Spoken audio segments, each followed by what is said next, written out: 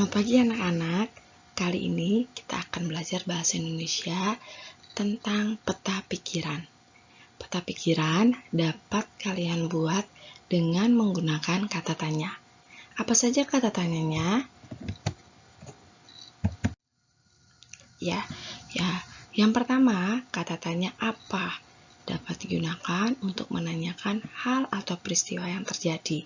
Selanjutnya, kata tanya siapa untuk menanyakan seseorang atau pelaku yang terdapat dalam teks bacaan yang kamu baca. Lalu kata tanya kapan untuk menanyakan waktu, di mana untuk menanyakan tempat, dan mengapa, lalu bagaimana. Jadi dengan menggunakan bantuan kata tanya ini, kalian dapat membuat peta pikiran dalam satu teks bacaan. Ya, Nak ya. Nah, informasi penting dalam teks bacaan. Setiap teks bacaan memiliki informasi penting. Seperti penjelasan pada tema sebelumnya, teks pikiran juga, maksudnya informasi penting dalam teks pikiran juga dapat kamu temukan dengan menggunakan kata tanya. Kata tanya yang tadi yaitu apa, siapa, di mana, mengapa, bagaimana. Nah, satu teks memiliki informasi penting. Informasi penting dapat kita temukan dengan cara membaca teks secara utuh. Jadi tidak bisa membacanya dengan setengah-setengah. Ada 2 paragraf dibacakan 1 paragraf, tidak bisa, harus utuh. Lalu informasi penting dalam teks pikiran juga dapat ditemukan dengan kata tanya.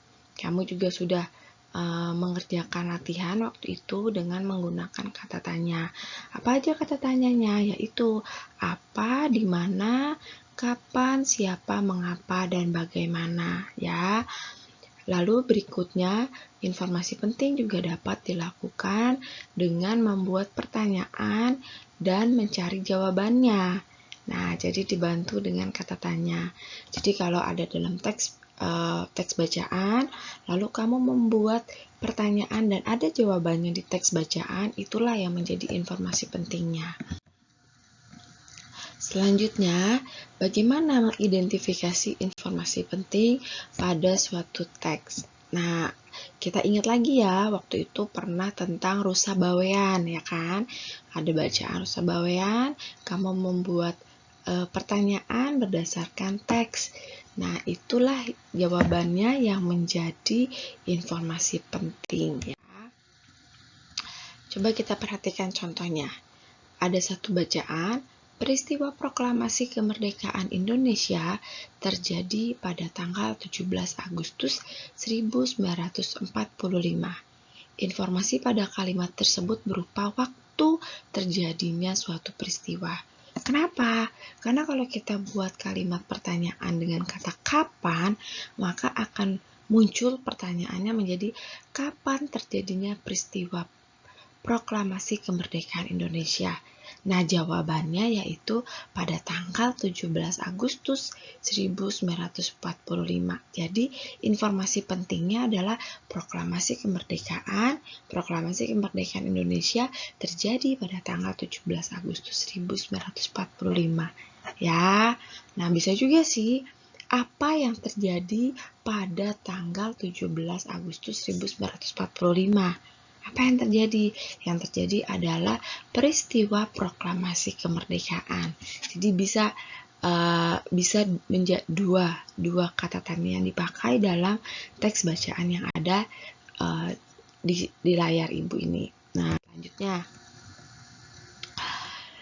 menuliskan informasi penting dalam teks sejarah. Setiap teks memiliki informasi penting, tadi yang seperti ibu bilang. Informasi penting dapat kamu ketahui dengan cara selain membaca secara utuh, dengan cara mengidentifikasi aspek apa, siapa, di mana, kapan, mengapa, dan bagaimana. Jadi kalau ada jawabannya itulah yang menjadi informasi penting dalam satu teks bacaan, ya. Bagaimana menuliskan informasi penting suatu teks?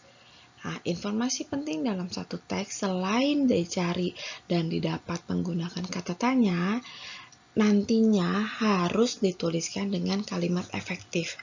Apa itu kalimat efektif? Kalimat efektif kalimat yang memiliki susunan sesuai kaidah bahasa Indonesia. Di kelas 5 kita sudah belajar kalimat efektif. Ciri-ciri utamanya kalimat efektif itu tidak bertele-tele, tidak berulang-ulang. Contoh, para siswa-siswi melakukan upacara hari kemerdekaan. Nah, itu tidak efektif. Kenapa? Karena sudah ada para, ada siswa-siswi.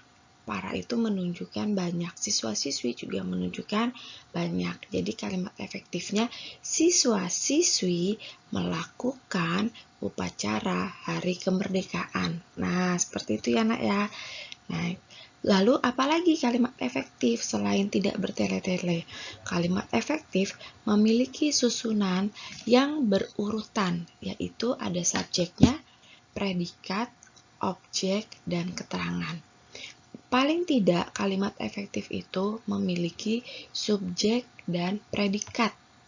Ya, harus memiliki subjek dan predikat. Kalau tidak memiliki subjek dan predikat, itu bukan termasuk kalimat. Jadi itu hanya frasa. Apa itu frasa? Gabungan dua kata yang akhirnya memiliki arti. Ya, contoh, ada kata kaca, ada kata mata. Kaca memiliki arti tersendiri. Ya, mata juga memiliki arti tersendiri. Kalau digabung kacamata, maka ada arti baru lagi, itu adalah frasa. Nah, kalau kalimat itu terdiri dari subjek dan predikat. Apa itu subjek dan predikat? Subjek itu yang melakukan. Predikat apa yang dilakukan, itu gampangnya. Contoh, adik tertidur. Nah, adik itu yang melakukan. Tertidur itu yang dilakukan. Itu adalah kalimat. Kenapa? Karena adik subjek, tertidur predikat. Ya, jadi kalimat itu setidaknya memiliki subjek dan predikat. Nah, kalau kalimat efektif, kalimat yang tidak bertele-tele. Seperti tadi, siswa-siswi melakukan upacara hari kemerdekaan. Berarti siswa-siswi adalah apa? Iya, betul, subjeknya. Melakukan upacara itu adalah predikatnya. Melakukan upacara kemerdekaan itu predikatnya. Ya, Nak ya. Nah, lalu ada objek, ada keterangan. Biasanya subjek terdapat pada awal kalimat. Ya, di depan predikat. Predikat berada setelah subjek. Objek berada setelah predikat. Ya, kalau keterangan bisa di depan kalimat, bisa juga di belakang kalimat. Oke. Nah, next kita lihat contohnya. Insinyur Soekarno dan Dr. Andes Muhammad Hatta memproklamasikan kemerdekaan Indonesia di Jakarta. Insinyur Soekarno dan Dr. Muhammad Hatta adalah subjeknya. Kenapa? Karena yang melakukannya. Memproklamasikan adalah predikat. Kenapa? Karena yang dilakukannya. Nah, kemerdekaan Indonesia adalah objeknya. Di Jakarta keterangan, termasuk keterangan tempat. Keterangan itu banyak, ada keterangan tempat, ada keterangan cara, ada keterangan waktu, itu termasuk keterangan ya. Kalau di tempat menunjukkan tempat itu adalah keterangan tempat. Menunjukkan waktu, keterangan waktu. Hari Minggu pukul 8 pagi, nah itu waktu. Kalau cara itu keterangan cara, contohnya dengan menebang pohon dengan gergaji. Nah, dengan ibu memasak ayam menggunakan. Nah, itu keterangan alat. Ada lagi keterangan alat ya. Sekarang kita lihat selanjutnya. Nah, coba kalian tentukan. Beberapa kali tentara keamanan rakyat dan rakyat melancarkan serangan ke markas sekutu. Nah, kamu tentukan subjeknya, predikatnya, objeknya, dan keterangannya. Ya, tadi Ibu bilang, keterangan bisa di belakang, bisa di depan. Ya. Nah, ayo. Jadi apa nih polanya? Dan dalam satu kalimat, keterangan itu bisa ada dua. Bisa. Ya, jadi keterangan itu yang bebas posisinya, bisa di depan atau di belakang. Kalau subjek, predikat, objek itu biasanya subjek di depan, lalu predikat, lalu objek. Ya, Nak ya. Nah, beberapa kali termasuk apa? Iya, keterangan. Ya, beberapa kali. Tentara keamanan rakyat dan rakyat termasuk? Betul, termasuk subjek. Melancarkan apa? Predikat. Serangan? Betul, objek. Ke markas sekutu. Apa, Nak? Keterangan tempat. Jadi ini pola kalimatnya keterangan, subjek, predikat, objek, keterangan. Ya, oke. Jelas ya, Nak, tentang SPOK? Nanti Ibu akan kasih juga file penjelasan lebih lanjut tentang SPOK dan kalimat efektif. Nah, bagaimana melengkapi peta pikiran menggunakan kalimat efektif? Kita balik lagi ke peta pikiran ya. Peta pikiran dapat membuat kamu lebih mudah mengingat informasi penting dalam teks. Ya, jadi kalau teks kan panjang, kalau peta pikiran itu singkat. Kamu cari dengan menggunakan, selain dengan membaca secara utuh, kamu dapat cari dengan menggunakan kata tanya. Saat membuat peta pikiran, akan lebih baik jika kamu menggunakan kalimat efektif. Tadi kalimat efektif apa contohnya? Satu, tidak bertele-tele. Dua, dia memiliki subjek, predikat, objek, keterangan. Setidaknya subjek dan predikat. Ya, itu cara membuat peta pikiran. Nah, ini langkah-langkahnya. Tadi seperti yang Ibu utarakan, bacalah teks dengan cermat. Jadi membaca teks tidak singkat, tidak cepat-cepat. Harus dengan cermat. Maksudnya apa yang ada di paragraf 1, 2, 3, dan selanjutnya. Lalu buatlah kerangka pikiran dengan menggunakan kata tanya yang tadi. Apa, di mana, kapan, siapa, mengapa, dan bagaimana. Jadi paragraf 1 ada apa saja? Ya, kamu cari dengan menggunakan aspek kata tanya. Lalu paragraf 2, 3, dan 4. Tuliskan informasi setiap bagian teks berdasarkan kerangka peta pikiran yang kamu buat. Tentu menuliskannya dengan kalimat efektif. Nah, informasi penting dapat kamu buat dengan menggunakan diagram.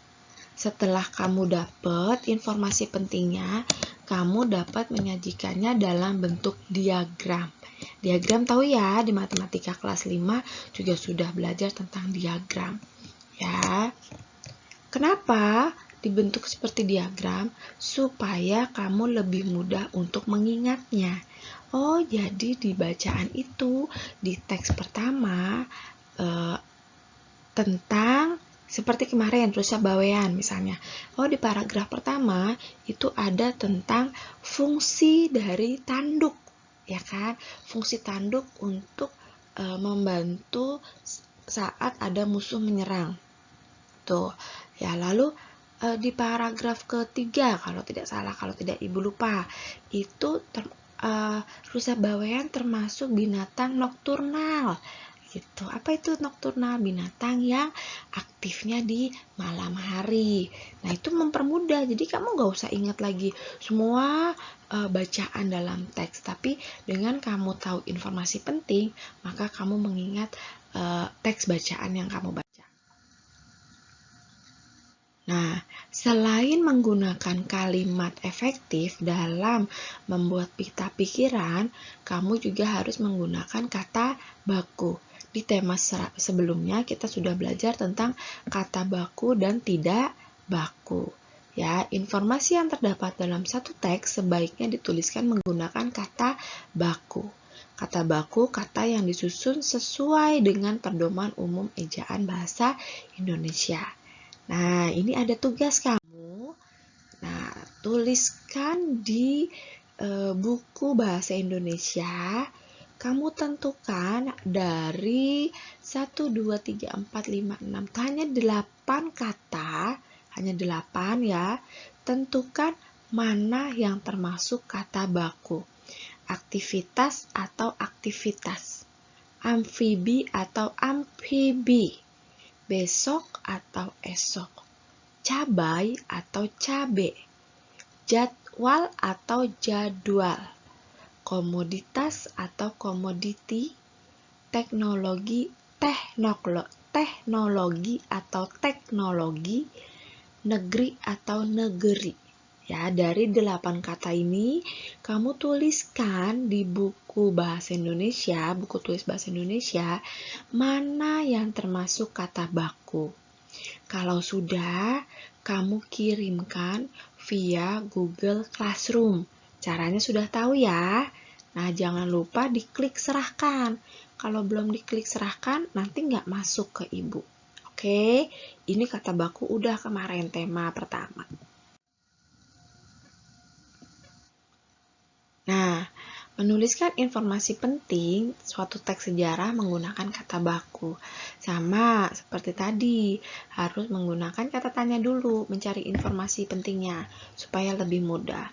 Lalu, informasi yang sudah ditemukan akan lebih mudah diingat dan disajikan dalam bentuk diagram yang tadi Ibu utarakan dan ditulis menggunakan kata baku. Ya, jadi bukan menggunakan kata sehari-hari. Oke, selanjutnya. Nah, kalimat efektif. Tadi, dalam peta pikiran, Ibu bilang menggunakan kalimat efektif dan kata baku. Kalimat efektif, kalimat yang ditulis dengan memperhatikan kaidah bahasa Indonesia. Tidak bertele-tele. Ya, ciri utamanya tidak bertele-tele dan menggunakan apa tadi pola kalimatnya? S, P, O, K. Setidaknya ada S dan P. Kalau O dan K tidak ada, tidak apa-apa, tapi harus ada S dan P. Kalimat efektif dapat ditulis dengan berpedoman pada pedoman umum ejaan bahasa Indonesia. Dalam menulis kalimat efektif, kamu harus menggunakan kata baku, ya. Nah, terakhir, kata baku dan tidak baku. Tadi, seperti yang Ibu bilang, kata baku adalah kata yang terdapat dalam Kamus Besar Bahasa Indonesia. Nah, untuk tugas hari ini, kamu tentukan dahulu kata baku dan tidak baku. Ya nak ya, sampai sini cukup jelas. Kalau ada yang belum jelas, kalian bisa japri Ibu, bisa WA Ibu. Ibu, apa sih kalimat efektif itu apa? Atau pola kalimat SPOK itu kurang jelas contohnya seperti apa? Kalian bisa WA Ibu. Ibu juga akan memberikan catatan tambahan nanti via Classroom tentang pola kalimat dan kalimat efektif. Tapi untuk latihan kali ini kalian latihan dulu kata baku dan tidak baku. Minggu depan Ibu berikan latihan tentang pola kalimat dan kalimat efektif. Oke, kiranya penjelasan dari Ibu ini saja dulu. Selamat belajar, didengarkan baik-baik, dikerjakan baik-baik tugasnya. Sudah kelas 6, kerjakan tugasnya tepat waktu. Oke nak, selamat pagi, selamat belajar, Tuhan Yesus memberkati. Terima kasih.